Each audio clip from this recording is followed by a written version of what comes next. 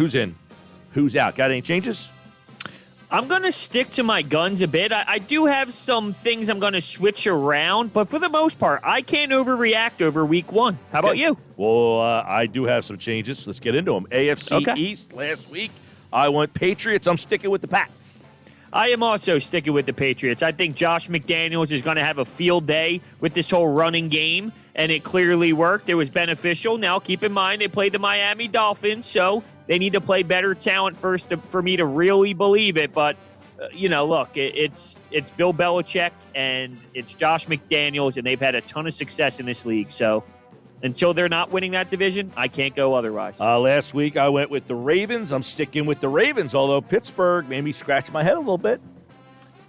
I think you're in on Pittsburgh more than I am. You actually thought Cleveland could have had a fighter's chance, no? No. Oh, I don't know why I thought you said maybe that would have, due to the no fans, that maybe they could have made some noise. They beat them last year, I said. Oh, okay. I don't know why I associated that with maybe getting the job done. South, I went with Tennessee. Even though the kicker I'm putting a hit out on, I still stick with the Tennessee Titans. They won a tough road game. That was to me, that's the most impressive win of the week. They went to Denver and won. That's the best win in that division. Now, this is where one of my flip-flops come into play. I liked the Texans, but I wonder if the Texans become a wild card team and the Titans end up being able to battle it out there. I don't know if I really liked what I saw out of the Texans in week one. It's only week one, but you saw the difference in DeAndre Hopkins. Ain't that the truth? Big loss. I mean, a couple throws that Watson makes. Hopkins makes the play. The other guy doesn't. So I'll go with Titans AFC South. I will flip-flop those. That'll be something I keep an eye out on. I'll go Titans AFC South after week one. Okay, how about the West? Kansas City week preseason after week one. Sticking with the Chiefs, obviously. Yes, it's a no-brainer. All right, let's go to the wild card teams. I do have a change in one of my wild card teams. I went with Buffalo, Pittsburgh, Houston last week. This week, I'm sticking with Buffalo. I'm sticking with Pittsburgh. Houston's out. The Raiders are in. They got a nice road win. I like the kid Jacobs. Ruggs is a nice part of the offense. They went 7-9 last year. I think the Raiders. I'm not a big Gruden guy either, so it kind of pains me to have to put him in there. I think he's the most overrated coach, maybe north of any NBA coach. But that being said, I got Vegas is my third wild card team. Finding a third wild card team in the AFC is putrid. It's funny you bring them up because I was totally looking at them thinking maybe, but I said I'm going to stick to my guns. So I know the Colts had a brutal loss, but I'm going to stick with them still with the wild card team. I'm not going to give up on them just because they lost to the Jags. I think Frank Reich might have them getting back on track after this week. I'll flip-flop, like I said, the Texans and the Titans, so I'll put Texans in as a wild card team, and I'll stay with the Steelers. So I'll go Colts, Texans, Steelers as my wild card squads. All right, let's go over the NFC, see what we think about that after 1 week of play. It's who's in, who's out on the Sports Bash Live, 97.3 ESPN. All right, let's go to the East. Last week I had the Eagles in the preseason. Going to Dallas. Ooh, explain. I just think Dallas, we talked about the coaching, and that's why I went with the Eagles in the preseason. We're seeing in week one, the Redskins had no problem with the coaching staff. So that whole thing of, the pandemic and you have the coach, that doesn't seem to matter all that much. And I thought the Cowboys just looked more complete than the Eagles did the other night. I think the Eagles have I think the Cowboys have a more talented team. I said that last week, but I took Peterson over McCarthy. I don't think the coaching is going to be as big of a impact that I thought between the two teams. Dallas is more talented than Philly is. That's a fair point. I went with Dallas last week, and I'm going to stick with Dallas. I just think that they have more when it comes to their overall roster. I'm not a big McCarthy guy. I don't think he stinks. I don't think he's great.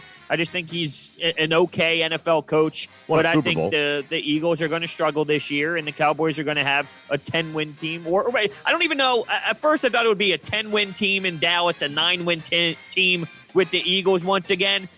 I don't know if it's going to pan out that way. I just know that this division is going to be similar to last year, where it's a bunch of dumpster fire squads fighting for that 8-8, 9-7, which might actually win the whole division.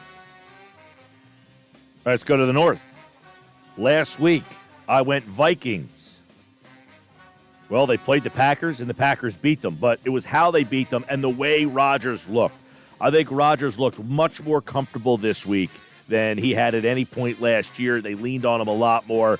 So Rodgers looks like a reborn version of Rodgers, although his picture that they used on Fox the other day, he looked really old in that picture. Did you see that, anybody? Yeah, you didn't like that? Oh, my God. He had, like, the hair all parted to the side. He looked like an old little kid.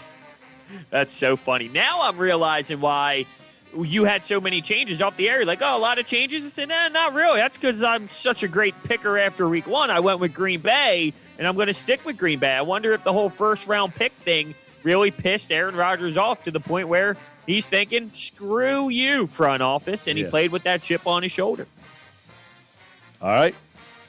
Go to the South.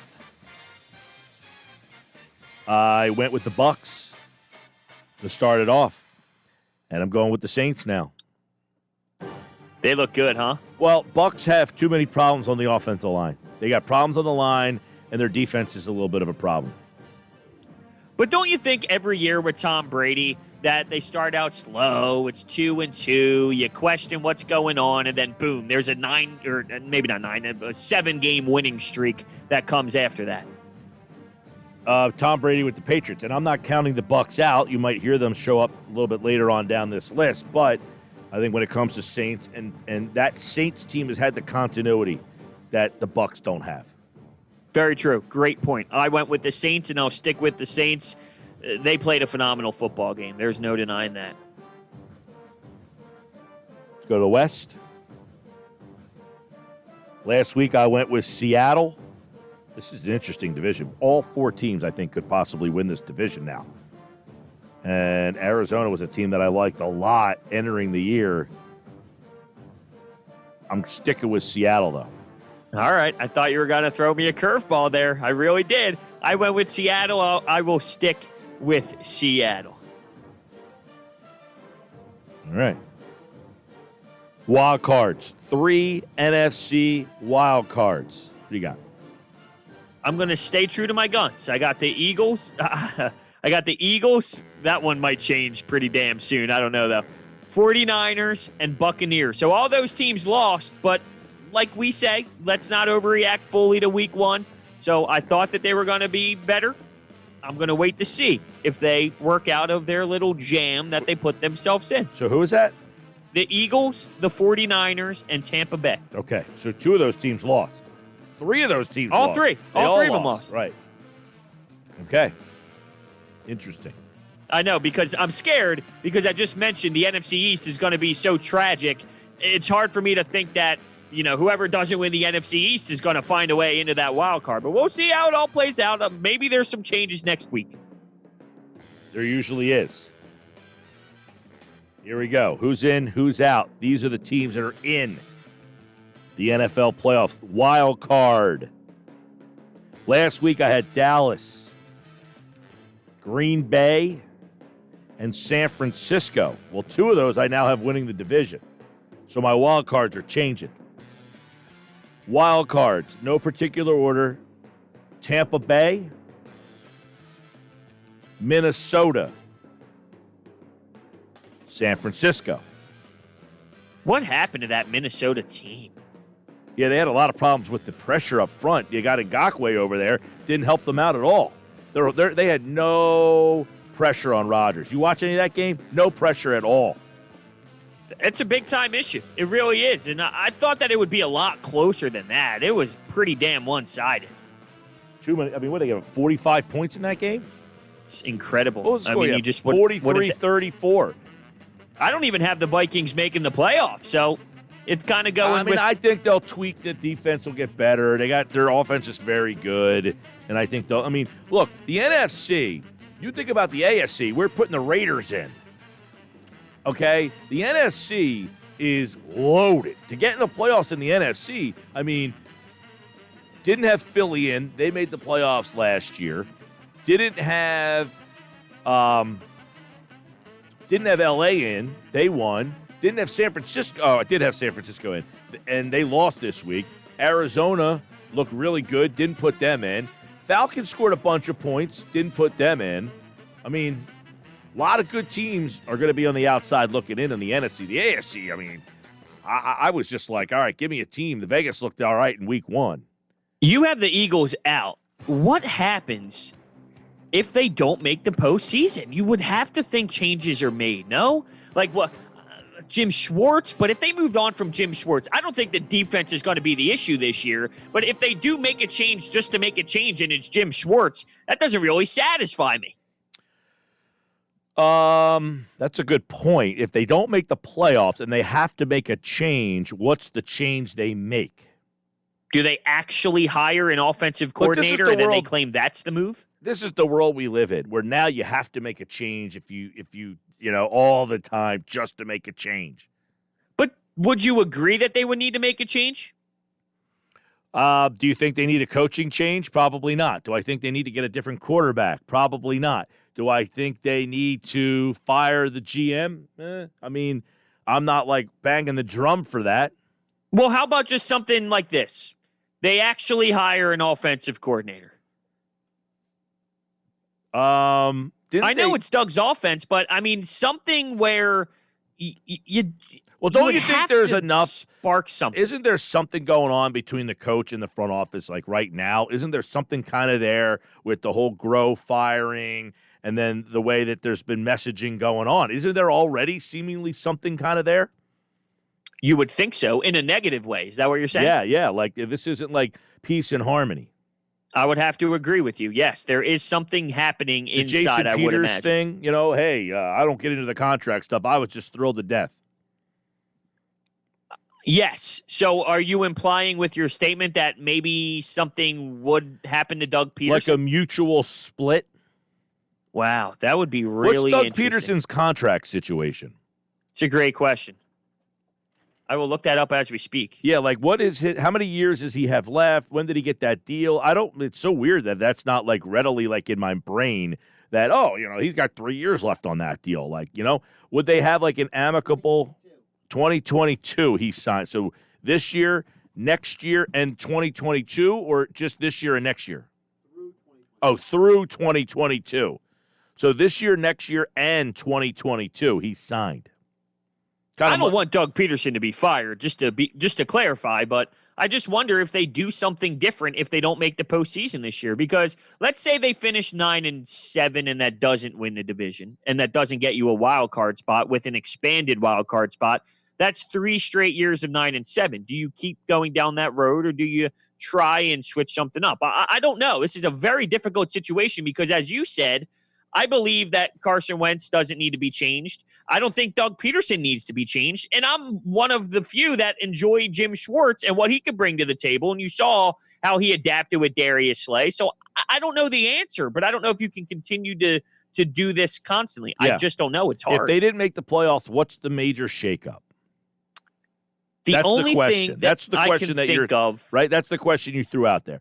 If the Eagles somehow didn't make the playoffs, and I say somehow, it's not inconceivable. It's not a rite of passage that they make the playoffs. If they don't, what's the change?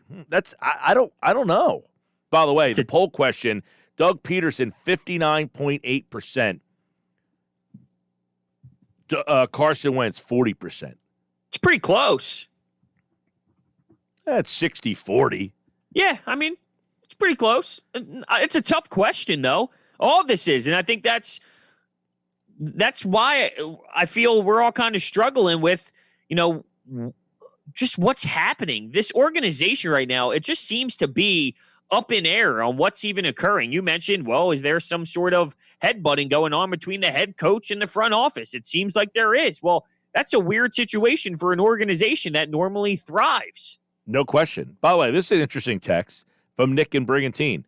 He said, I think the Bucs signed Brady thinking about ticket sales. With no fans, do you think they're disappointed? It's a very interesting way to look at it. I think that there is something to be said about getting people in that building, selling jerseys, all of that. while believing that they could win as well, because if you get Tom Brady, you would think that you have a great chance of winning. Oh, yeah. Merchandise, ticket sales, jerseys, all that stuff. That's a very interesting way to look at it. And that can go across the board in the NFL. Think about the new stadiums, right? Vegas and in LA, and now you don't have anyone in there. Well, at least $5 billion they spent on that stadium, and there's not one ass in the seat. That's got to be tough to take, man. Not yet, at least. We'll see. No, but like all these owners opening up these stadiums, and there's nobody in them. It's got to be very difficult to swallow that, don't you think? Absolutely. I would think, though, that you're going to see fans in the stands just continuing to intensify as the weeks go on.